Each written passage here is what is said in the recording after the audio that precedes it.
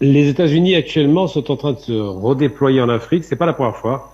Il y avait une tentative avec Obama de se redéployer en Afrique parce qu'ils ont bien compris que les enjeux aujourd'hui sont avant toute chose miniers, gaziers, pétroliers, énergétiques et d'influence géostratégique.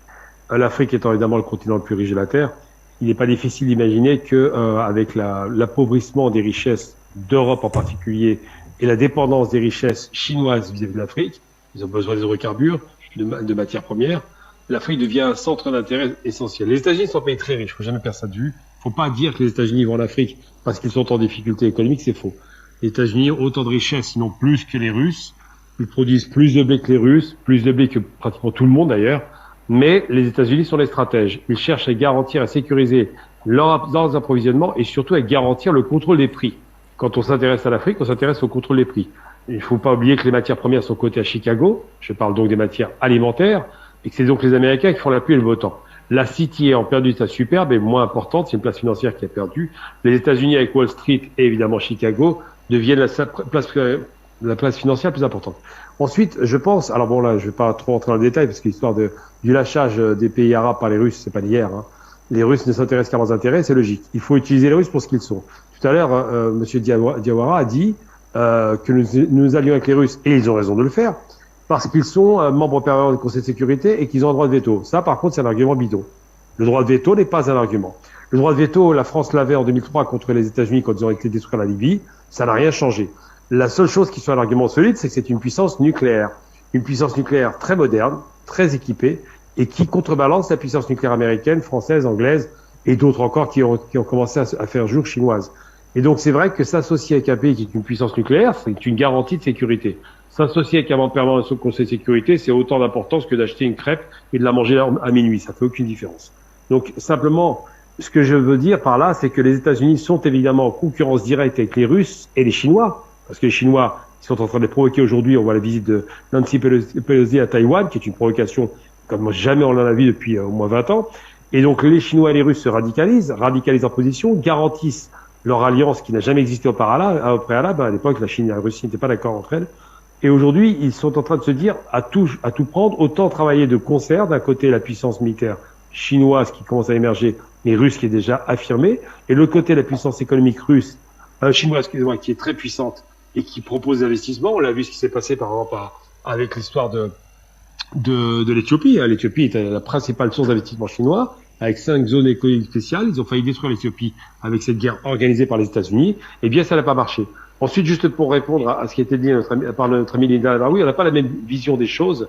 Kadhafi, avec son coup d'État le 1er septembre 69, arrive au pouvoir sur le modèle de Nasser, qui lui-même arrive au pouvoir dans un coup d'État fait par le général Laguive en 52, puis ensuite Nasser prend le pouvoir en 54. Ces gens-là sont des gens qui sont indépendants, qui ne se positionnent pas par rapport à l'Amérique, qui effectivement, alors je parle pas de Kadhafi a viré immédiatement les forces américaines et anglaises qui occupaient le territoire. Mais ces gens-là se positionnent dans une idée globalisante du tiers-mondisme. C'est une chose, d'ailleurs Nasser a porté le tiers-mondisme, puis Kadhafi par la suite, et Saddam Hussein. Et surtout, c'est des gens qui ont une lecture du monde arabe unitaire. Donc c'est une lecture qui est vraiment problématique pour les Américains, et c'est pourquoi d'ailleurs, et là on peut parler de leurs alliés, les Américains s'appuient essentiellement sur les dictatures monarchiques. On voit bien le Maroc, l'Arabie, tous ces pays qui sont des sous-fifres de l'Amérique sont les dictatures sur lesquelles s'appuient les Américains. Ils ont plus de difficultés avec les pays qui sont républicains dans le monde arabe, on voit bien avec l'Algérie, avec l'Égypte en son temps, plus aujourd'hui malheureusement, avec la Syrie, avec l'Irak, bref. Ça, en gros, l'appui américain se fait sur les dictatures laissées par l'Angleterre, monarchiques.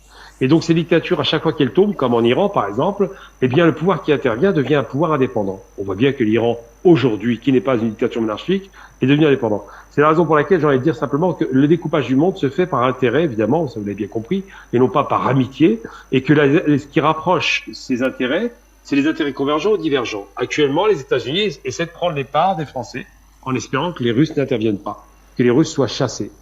Et c'est ça la question qui se pose aujourd'hui.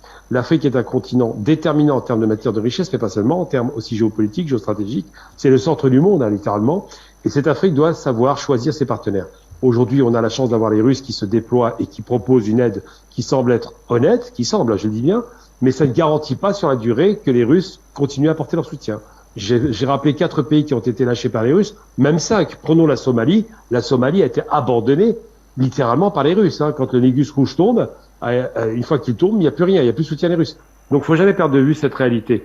Les Russes travaillent pour leurs intérêts, c'est logique. Hein, c'est pas non plus enfin des bonnes sœurs ou des pères blancs, on dirait entre guillemets. Et les Russes travaillent aussi et surtout pour garantir qu'ils ne seront pas envahis à leur tour, parce qu'ils voient bien que l'offensive de l'OTAN était considérable et concernant. Bon, ensuite, les Chinois, c'est pareil, ils travaillent pour leurs intérêts. Ils font des investissements en Afrique, mais on a vu l'exemple qui était quand même assez calamiteux d'un port sur l'Afrique de l'Ouest qui ne pouvait plus payer, je crois, c'est Djibouti pour me souvenir. Il me semble que Djibouti ne pouvait plus payer les remboursements des fabrications du port fait par les Chinois. Eh bien, ce qui s'est passé, c'est que les Chinois ont pris le contrôle du port. Donc là, ça devient dangereux. C'est-à-dire que la Chine est capable de s'emparer d'un port et de faire du néocolonialisme. Évidemment, c'est pas une puissance coloniale, mais ça, c'est quand même très dangereux. Quand on tient les ports d'un pays, on tient le pays. Donc, ce qu'il faut penser aujourd'hui, c'est que l'Afrique doit se penser unie. Il faut vraiment envisager, effectivement, de se débarrasser du franc CFA, qui était une laisse tenue par la France. Il faut être capable de penser à un rapport sain avec ces nouveaux partenaires qui vont arriver, les Russes, les Chinois, les Iraniens et d'autres, les Indiens qui vont changer de position puisqu'ils commencent à quitter la couronne d'Angleterre, semble-t-il, ils s'en écartent. Tout cela pour dire que les trois empires qui ont tenu le monde, c'était l'empire anglo-américain, mais particulièrement le Commonwealth d'un côté, l'empire anglais, l'empire américain avec évidemment ses influences considérables dans le monde, et puis l'empire français qui était un empire colonial. Ces trois empires sont en train de se battre entre eux pour garantir d'être présents en Afrique, et ils se savent en perte de vitesse. Donc pour convaincre sur le passif, c'est compliqué. Pour le convaincre sur le présent, c'est par la peur, en disant qu'il faut avoir peur des Russes. Mais pour convaincre sur l'avenir, c'est le seul moyen, c'est les investissements massifs. Et ces empires coloniaux n'ont pas les moyens d'investir maintenant en Afrique pour séduire. La Russie et la Chine en ont les moyens. Bank of China est très riche et très puissante. Et je pense qu'elle apportera cet argument supplémentaire pour les Africains, quitter définitivement le monde occidental au profit d'un monde beaucoup plus indépendant, qui est le nouveau bloc de l'Est reconstitué, que j'appellerais simplement le bloc de l'Est libre, qui a décidé de rendre les Africains un peu plus libres, on l'espère, et certainement pas sous tutelle de cette nouvelle puissance. Monsieur De Vosmijn, que se passe-t-il concrètement